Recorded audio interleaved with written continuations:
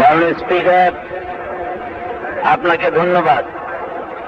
আলহামদুলিল্লাহি রাব্বিল আলামিন ওয়াসসালাতু ওয়াসসালামু আলা আশরাফিল আমবিয়া ওয়াল মুরসালিন ওয়া আলা আলিহি ওয়া আসহাবিহি আজমাইন।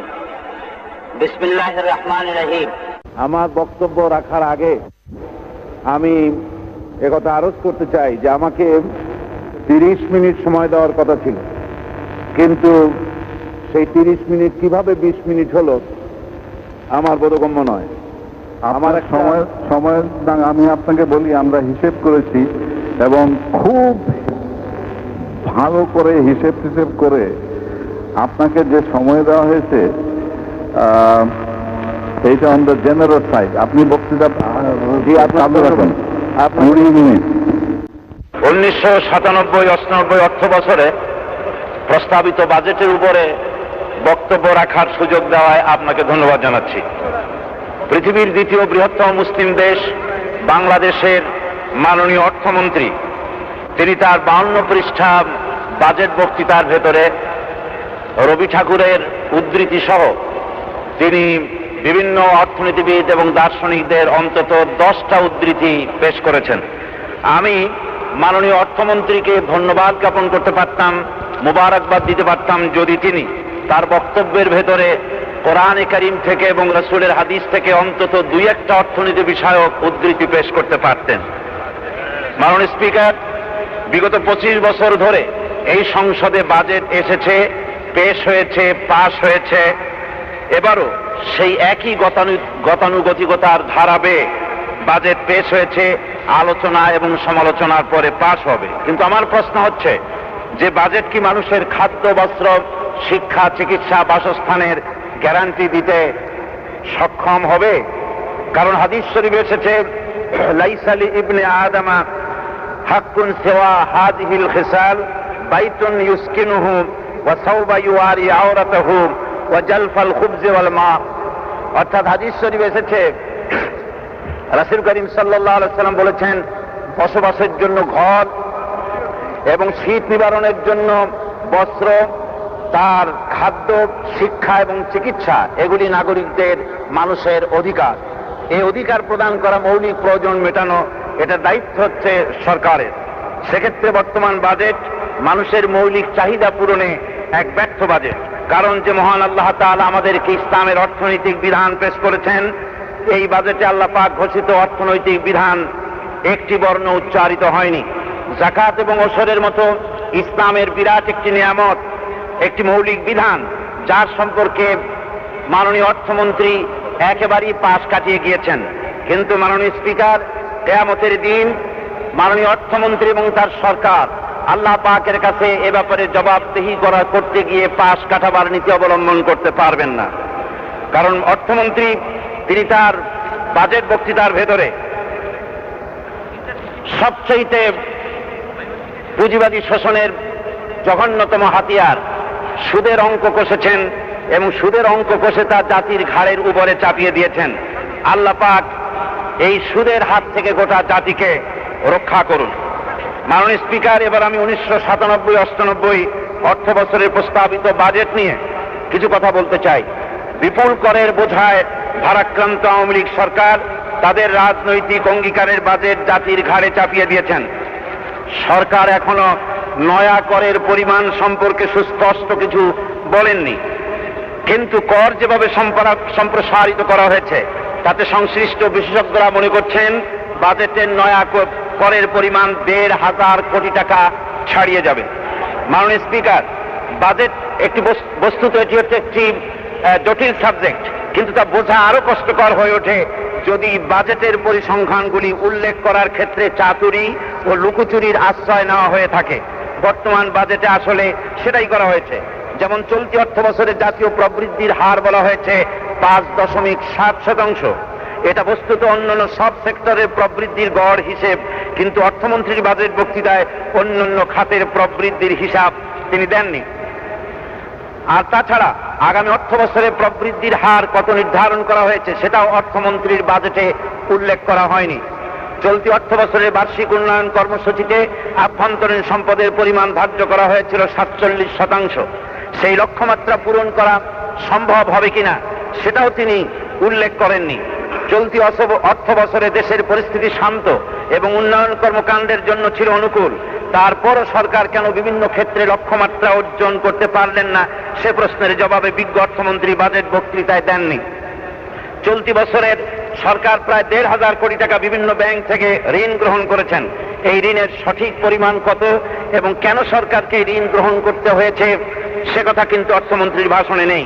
শেয়ার বাজার নিয়ে তুমুল কাণ্ড হয়ে গেল, সে সম্পর্কে অর্থমন্ত্রী তার বাজেট বক্তৃতায় বিস্তারিত কিছু বলেননি। মাননীয় স্পিকার, এবার আমি বাজেটের বড় ধরনের কয়েকটি ত্রুটির কথা উল্লেখ করতে চাই। সরকারি কর্মচারীদের বেতন ভাতা বৃদ্ধি ও টিফিন প্রদানের যে ঘোষণা সরকার দিয়েছেন তাতে কমপক্ষে ২,০০০ কোটি টাকা অতিরিক্ত প্রয়োজন হবে, কিন্তু বাজেটে এখানে মাত্র ৭০০ কোটি টাকা দেখানো হয়েছে। বাকি অর্থ কোত্থেকে আসবে তার কোনো উল্লেখ নাই। এখানে সুস্পষ্ট যে রাজস্ব আয় থেকেই তা খরচ করা হবে, ফলে অর্থ বছরে সংশোধিত বাজেটে বাড়তি ব্যয় দেখাতে হবে। সুতরাং বলা যায় এসব ক্ষেত্রে সরকারের স্বচ্ছতা প্রতিফলিত হয়নি। তাছাড়া অর্থমন্ত্রী তার বক্তৃতায় যে শতকরা ৫.৭% প্রবৃদ্ধির কথা বলেছেন তার রহস্য ভিন্ন। তা হচ্ছে এবছর কৃষিতে বাম্পার ফলন হয়েই এই প্রবৃদ্ধি অর্জিত হয়েছে। এই বাম্পার ফলনে আল্লাহ পাকের মেহেরবানি, এতে সরকারের কোনো কৃতিত্ব নেই। মাননীয় স্পিকার, গত ২ দশক ধরে বাজেট প্রতিক্রিয়ায় আওয়ামী লীগ যা বলেছে ক্ষমতায় নিয়ে গিয়ে তার করেছে সম্পূর্ণ বিপরীত। কর ধার্য, সারচার্জ, ভ্যাট সম্প্রসারণ ইত্যাদির মাধ্যমে সরকার তার অর্থ সংগ্রহের ব্যবস্থা পাকাপোক্ত ঠিকই করেছেন, কিন্তু বেশিরভাগ গরিব মানুষের রুজি রুটি ও কর্মসংস্থান সৃষ্টির কোন উল্লেখযোগ্য প্রয়াস এই বাজেটে নেই। সাবান ও রাবারের চপ্পলের মতো নিত্য প্রয়োজনীয় ছোটখাটো দ্রব্যাদি ভ্যাট করের আওতামুক্ত হতে পারেনি। এটা জাতির জন্য দুর্ভাগ্যজনক। দেশের খাদ্য উৎপাদনের লক্ষ্যমাত্রায় পৌঁছার জন্য কৃষকদের সহজ শর্তে ঋণ প্রদান করা জরুরি ছিল। একটি গণতান্ত্রিক সরকারের নৈতিক দায়িত্ব হচ্ছে যে কৃষকদেরকে সহজ শর্তে ঋণ প্রদান করবে। কৃষি নির্ভর বাংলাদেশে সারের মূল্য বৃদ্ধি সরকারের যুক্তি হলো, যেহেতু সারের মূল্য ভারতে বেশি, বাংলাদেশে তা কম হলে পাচার হয়ে যাবে। এই খোড়া যুক্তি দিয়ে পাচার বন্ধ করতে ব্যর্থ সরকার যদি ওই যুক্তি দিয়ে সব জিনিসের মূল্য বাড়িয়ে দেয়, তাহলে দেশের মানুষ বাঁচবে কি করে? মাননীয় স্পিকার, বোম্বে রাস্তার উপরে এক ভিখারি ভিক্ষা করতেছিল। তার ভিক্ষার বাণী ছিল, সে বলতেছিল, একটা পয়সা দেলা দে রে রাম। মানুষেরা পয়সা দিতে থাকলো, পয়সার স্তূপ হয়ে গেল। এখন পয়সাগুলি নেবে কিভাবে? সেজন্য চিৎকার মেরে বলতে লাগলো, একটা বস্তা দেলা দে রে রাম। একজন একটা বস্তা দিল, বস্তার ভিতরে পয়সা সব ঢুকিয়ে ফেলেছে। এখন এই বস্তা নিতে পারছে না, নিজে ঘাড়ে করে, ওজন বেশি, তাই সে বলছে একটা ঘোড়া দেলা দে রে রাম। তখন এক সিপাহী আসতেছিল একটা ঘোড়া নিয়ে, প্রতিমধ্যে ঘোড়ার বাচ্চা হয়েছে। এখন ঘোড়ার বাচ্চা দুটি তার জন্য বোঝা হয়ে গিয়েছে। সিপাহী তখন এগিয়ে দেখে যে এক ভিখারি সেখানে বলছে একটা ঘোড়া দে রে রাম। তখন সে সিপাহী বলছে, ওর দ্বারা এই ঘোড়া ঘাড়ে কর। ঘোড়া ঘাড়ি করে নিয়ে বেচারা ভিখারি বলতেছে যে উল্টা সমঝিলি রে রাম, আমি চাইছিলাম ঘোড়ার উপরে আমি চড়বো, আর ঘোড়াটা আমার পিঠের উপরই সওয়ার করিয়ে দেওয়া হলো। সুতরাং বাজেট যখন আসে, জনগণ ভাবে এই বাজেট দিয়ে আমরা উপকার পাবো। কৃষক, মজুর, রিক্সাওয়ালা, কুলি, সাধারণ মানুষ যারা, তাদের উপকার হবে।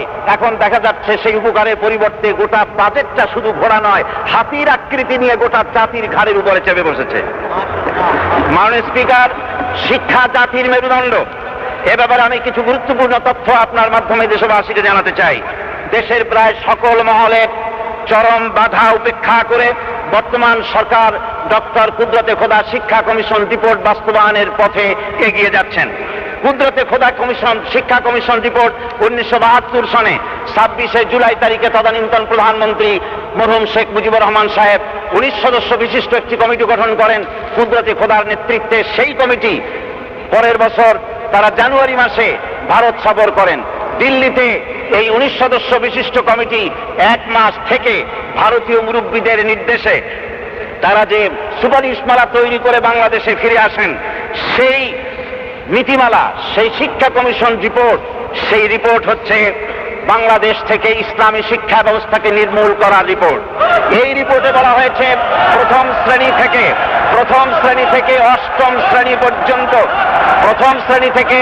অষ্টম শ্রেণী পর্যন্ত আরবি শিক্ষা দেওয়ার ব্যবস্থা থাকবে না। মাননীয় স্পিকার, আমি আপনার প্রোটেকশন কামনা করছি। আপনার প্রোটেকশন কামনা করছি। এই শিক্ষা ব্যবস্থার ভেতরে রয়েছে প্রথম শ্রেণী থেকে অষ্টম শ্রেণী পর্যন্ত আরবি শিক্ষার ব্যবস্থা থাকবে না।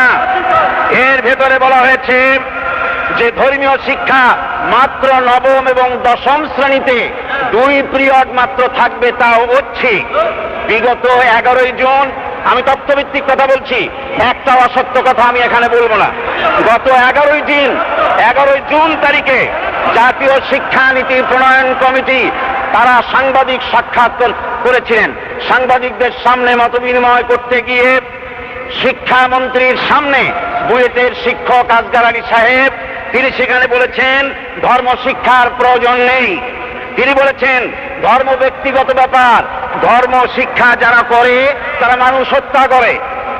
মাননীয় স্পিকার, আপনি জানেন বর্তমান পৃথিবীতে আজ পর্যন্ত অসত্য, অনৈতিকতা, সমকামিতা, ধর্ষণ, চুরি, ডাকাতি, চাঁদাবাজি সহ সকল কিছুর মোকাবেলায় ন্যায়, সততা এবং চরিত্র পরোপকার, মানুষের ইজ্জত আবরুর জন্য যতটুকু শিক্ষা বাকি আছে তো অবশ্যই ধর্ম শিক্ষার কারণেই অবশিষ্ট আছে। অথচ এই ধর্ম সার্বজনীন এই শিক্ষা ব্যবস্থাকে বন্ধ করার জন্য আসগার আলী সাহেব এর থেকেও মারাত্মক কথা বলেছেন। তিনি বলেছেন আরব দেশে মোহাম্মদ নাম রাখতে বলে গোটা বিশ্ববাসী তাকে সন্ত্রাসী বলে। মাননীয় স্পিকার, এই বিশাল আকাশ, এই জমিন, এই পৃথিবীর মানব গোষ্ঠী, আকাশ, সমুদ্র, পৃথিবী যে আল্লাহ রাব্বুল আলামিন তার প্রিয় নবী মুহাম্মদ সাল্লাল্লাহু আলাইহি ওয়াসাল্লামের নামে উৎসর্গ করেছেন, সেই নবীর নামে এত বড় কথা বলা হলো, প্রতিবাদের ঝড় উঠল, অথচ সরকার প্রতিবাদ করেনি। এর দ্বারা বোঝা যায় এই সরকার এটাকে সমর্থন করেছে।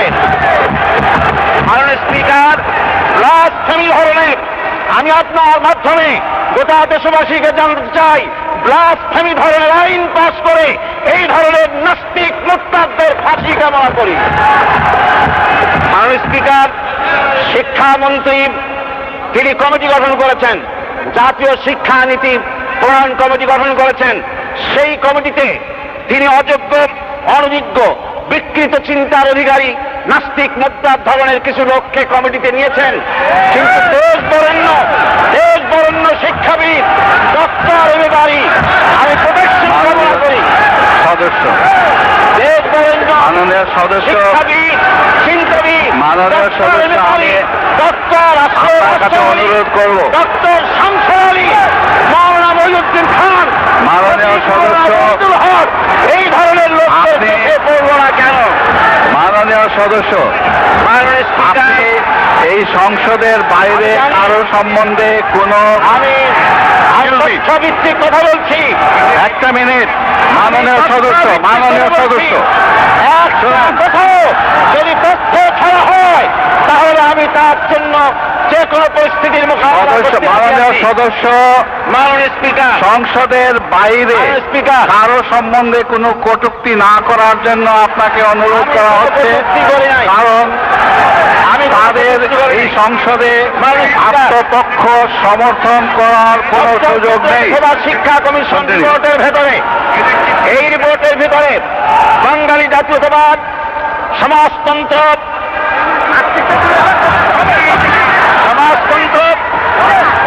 এবং আমি নিষেধ করছি।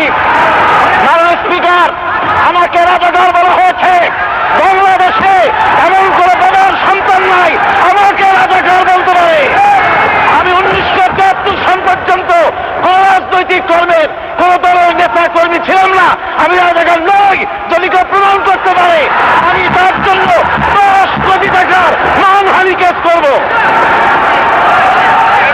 যারা ভারতের রাজাকার তাই বলতে পারে। মাননীয় স্পিকার, ডক্টর কুদরতে খোদা শিক্ষা কমিশন রিপোর্টে বলা হয়েছে বাঙালি জাতীয়তাবাদ, সমাজতন্ত্র, ধর্ম নিরপেক্ষতাবাদের কর্মী তৈরি করার জন্য করা হয়েছে। আপনি জানেন বর্তমান সংবিধানের ভেতরে বাঙালি জাতীয়তাবাদের স্থান নাই, সেখানে বাংলাদেশি জাতীয়তাবাদের স্থান হয়েছে। বর্তমান সংবিধানের ভেতরে ধর্ম নিরপেক্ষতাবাদের স্থান নাই, আল্লাহর উপর ঈমান এবং ঈশার আস্থার কথা আছে। মাননীয় স্পিকার, এখানে বর্তমান ডক্টর কুদরতে খোদা শিক্ষা কমিশন রিপোর্ট বাস্তবায়ন হচ্ছে বাংলাদেশের সংবিধান লঙ্ঘন করার সামিল। মাননীয় স্পিকার, মাদ্রাসা শিক্ষার প্রতি 1996-97 অর্থ বছরে বিমাতা সুলভ আচরণ করা হয়েছিল। 1997-98 সালেও তাই করা হয়েছে। বিগত বিএনপি সরকার তার আমলে শেষ দিকে 293টি মাদ্রাসাকে সরকারিকরণের জন্য তালিকাভুক্ত করেছেন, কিন্তু বর্তমান সরকার ওই 293টি মাদ্রাসা বাদ দিয়ে নতুন 896টি প্রতিষ্ঠানকে এমপিওভুক্ত করেছেন। নতুন শিক্ষা প্রতিষ্ঠানে আরো বেশি করা হোক, কিন্তু আমাদের আপত্তি নাই। পুরনো 293টিকে কেন দেওয়া হলে না, আমি সেই কথা আপনার কাছে জানতে চাই। মাননীয় স্পিকার, আমাদের দেশের এক শ্রেণীর পরজীবী নামক বুদ্ধিজীবীরা তারা বলছেন বাংলাদেশের সামরিক বাহিনীর প্রয়োজন নাই। আমি আপনার কাছে গোটা দেশে আপনার মাধ্যমে দেশবাসীকে জানাতে চাই, আমরা 3 দিক থেকে এমন একটা দেশ কর্তৃক পরিবেষ্টিত যারা বন্ধুত্বের প্রশ্নে উত্তীর্ণ নয়। সুতরাং আমার দেশে সেনাবাহিনী আরো বড় দরকার, আধুনিকীকরণ দরকার। পার্বত্য চট্টগ্রাম থেকে সেনাবাহিনী প্রত্যাহার নয়, ভারতের আবদার মানা যাবে না। বাংলাদেশের অস্তিত্বের জন্য পার্বত্য চট্টগ্রামে সেনাবাহিনীর শক্তি বাড়াতে হবে। মাননীয় স্পিকার, পুলিশ বাহিনীর জন্য যে বেতন দেওয়া হয়, অত্যন্ত পরিশ্রম দিন রাত করার পরেও তারা যে বেতন পায় সেটা অমানবিক। পুলিশ বাহিনীর বেতন বৃদ্ধির জন্য আমি আবেদন জানাচ্ছি। মাননীয় স্পিকার, আমি আজকে কথা বলতে চাই, এই দেশে 1947 থেকে 97 পর্যন্ত অনেক সরকার এসেছে, অনেক সরকার চলে গিয়েছে। সত্যিকার অর্থে দেশে শান্তি আসে নাই, মানুষের ভাগ্য বদলায়নি। সুতরাং আমি বলতে চাই, এই ভাগ্য বদলাবার জন্য 330 জন সদস্যই এই জাতির ভাগ্য বদলে দিতে পারে। সেজন্য প্রয়োজন হচ্ছে কোরআন এবং হাদিসের ফর্মুলা অনুযায়ী দেশকে পরিচালনা করা, বাংলাদেশকে একটি ইসলামী প্রজাতন্ত্র হিসেবে ঘোষণা করে কোরআন সুন্নাহর আইন প্রতিষ্ঠা করা সরকারের দায়িত্ব। তাহলেই এ দেশে শান্তি ফিরে আসবে। মাননীয় স্পিকার, আমি সর্বশেষ আপনার কাছে একথা বিনীতভাবে বলতে চাই আমার এলাকা সম্পর্কে।